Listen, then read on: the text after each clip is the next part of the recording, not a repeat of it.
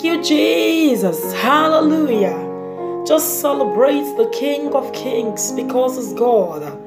Celebrate him for the gift of life. Celebrate him for the gift of health. Celebrate him for a new and a beautiful day like this. Worship him because he deserves all the praises. Hallelujah. As we take the songs of worship together. That's why you are called Jehovah. Hallelujah. That is why you are called Jehovah. What it says we do. Hallelujah. That is what we do. That is why you are called Jehovah. Heavenly Father, we salute your majesty. We have come before you to pay you all homage because you deserve them all. We plead, Lord, for your mercy upon our lives. Speak through me. Make me your oracle at this moment. Circumcise our hearts to accept your word. Thank you, sweet Holy Spirit. For in Jesus' name we've prayed. Amen. Hallelujah. God bless you, beloved in Christ. Welcome to our moments with the Lord. I still remain your friend and sister, Sister Isioma Uche. How are you? How is your family? God is not a man that should lie. What he says he will do, he will definitely do it. Today, by the grace of God, we'll be seeing the topic that says, God cannot do this. Hallelujah. God cannot do this. He is the God of all flesh. He said, is there anything too difficult for him to do? Absolutely nothing is difficult for God to do. But we are going to be seeing the things that God cannot do. God cannot do the following. Firstly, we'll be seeing what God cannot do. God cannot lie. God cannot lie. You know, most time the Lord has promised us some certain blessings and we keep on waiting. The Bible tells me that when God promised Abraham that he was going to be the father of many nations, Abraham waited for 25 years. And in the eyes of man, it might look as if God is lying. But Abraham waited, and what happened? It came to pass. Let's see what the Bible tells us in the book of Hebrews, chapter 6, verses 13 and 18. God cannot lie. I don't know what the Lord has promised you, and it's like he's tarrying, and it's like time is going, and you begin to ask yourself, am I sure I heard what the Lord said? Am I convinced that the Lord really told me this? Have you ever sat down and begin to imagine why the Lord have told us that he cannot lie? Because a time or a situation or seasons might come in the life of a man, and the devil begin to tell you, are you sure the Lord did not lie to you? Are you sure you heard the Lord clearly? Beloved in Christ, let's be convinced through what the word of God is going to tell us this moment. Hebrews 6 verses 13 and 18. And it says, for when God made promise to Abraham, because he could swear by no greater, he swore by himself. And 15 said, and so after he had waited patiently and endured, he obtained the promise. 18. That by two immutable things, in which it was impossible for my God to lie, we might have a strong consolation who are flew for refuge to lay hold upon the hope set before us. The Bible says when God made this promise to Abraham, Abraham waited patiently.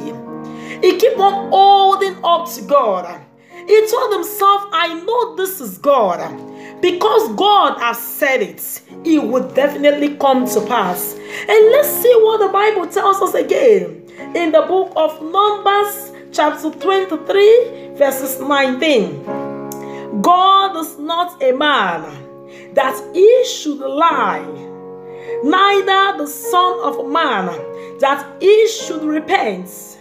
And he said, and shall he not do it? Or has he spoken, and shall he not make it good? What have the Lord promised you? What is the vision the Lord has given to you? If the Lord has said it, it will definitely come to pass. What you just have to do is to wait upon the Lord patiently. Though it tarries, it will definitely come to pass. It might tarry for a greater and a bigger miracle. Look at Abraham. After all the waiting, the Lord came in such a way he never expected. You listening to the sound of my voice, wherever continents or nations you are listening to, the Lord says, if he has promised you, if he has told you, you are going to have a child in the year 2020, it might look as if it's not coming to pass. You might begin to tell yourself that 6 months has gone. Are you sure the Lord is still able to do it? The Lord says he is not a man that should lie. Then the next thing that God cannot do is that God cannot make choice for you. God cannot make choice for you. God has given us the understanding. He has given us the grace. He has given us the power to make choice. The only thing we just need from God is to ask God to direct us to make and to take the right choice. Look at what Joshua chapter 24 verses 15 says. And Joshua said, and if it seems evil unto you to serve the Lord, choose you this day, the same way the Lord is asking us today. Choose you this day whom ye will serve, whether the gods which your father served, that were on the other side of the flood, or the gods of the Amorites, in whose land ye dwell. But as for me and as my household, I have decided that we will serve the Lord. Dearest friend in Christ, what is that decision you are taking today? Have you asked the Lord if it's the Lord's will? Have you asked the Lord to speak to you? The Lord has given us the power to make choice. It's just like a man that wants to get married and is believing God for a good wife or a good husband. The only thing the person can do is to say, God, I need a husband, I need a wife. Guide me to make a choice. But the Lord will not come down and tell you this is the wife. Or the Lord will not tell you this is the woman you must get married to. Look at what happened in the book of Genesis. When the Lord has told our father, he said, do not eat this fruit. The Lord only told them, but the choice was left for them. Beloved in Christ today, what choices have you made in your home? The choices we have made in our life can sometimes destroy us or can sometimes guide us. But we need the help of God to be able to make choices, to be able to make the right choice. Hallelujah. See what Deuteronomy chapter 30 tells us. I will take 15 and 20 because of our time. It says, see, I have set before thee this day. See, I have set before you this day life and good, and death and evil. Then look at what verses 20 said, that thou mayest love the Lord thy God, and that thou mayest obey his voice, and that thou mayest cleave unto him, for he is the life and the length of the days, that thou mayest dwell in the land which the Lord sware unto the father, to Abraham. 19, let's see what 19 says. He said, I call heaven and earth to record this day against you, that I have set before you life and death, blessings and curses. Therefore, choose life, that both deal and that seed may live. The Lord says, choose life. But if you decide not to choose life, the Lord will not force you. But the Lord will only advise us. It will only admonish us. And will also guide us if we desire Him. Beloved in Christ, the power to make choice, the power to make good choices has been given to us. Choose ye this day whom you will serve. I pray the Lord will help us to make the right choices in our marriages, in our homes, in the society, wherever we find ourselves. The power to make good choices are important. Not just good choices, but godly choices to give an expected end.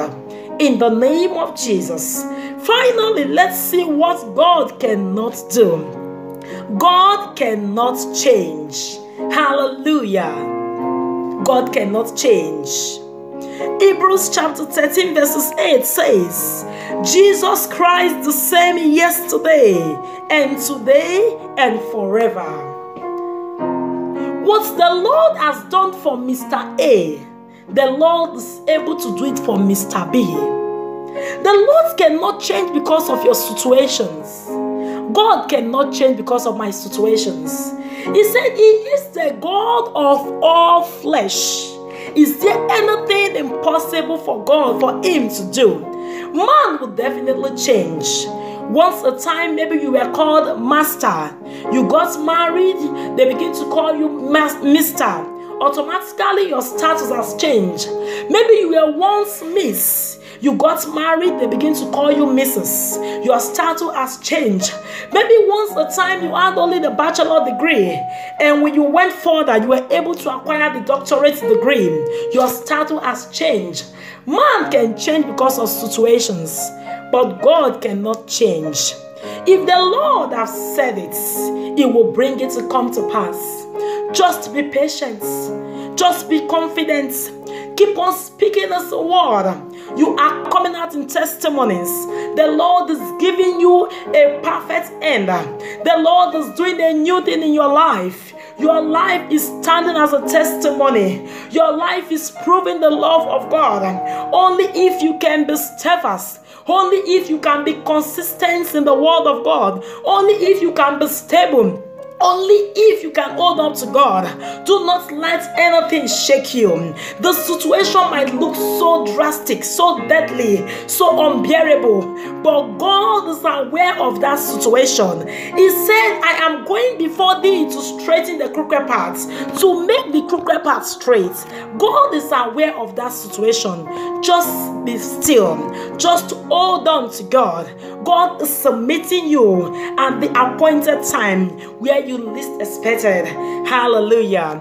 That is why you are called Jehovah. That is why you are called Jehovah. What you say is you will do. That is what you will do. That is why you are called Jehovah. And so, Heavenly Father, I thank you for today. I lift up the viewers. I lift up as so many that yet listens to the sound of my voice. Father, that which you have promised to do in their life, and this life is not coming to pass, and this life is delaying, Baba, you are able to do all things. I pray, oh God, that you grant unto them the grace to wait at the appointed time. And I decree that any power from the pit of air that is causing delays in their life, my Bible tells me at the mention of the name of Jesus, every knee must bow. I decree according to your word, let every power of delay be broken in the name of Jesus. Thank you, my Father, for the testimony testimonies.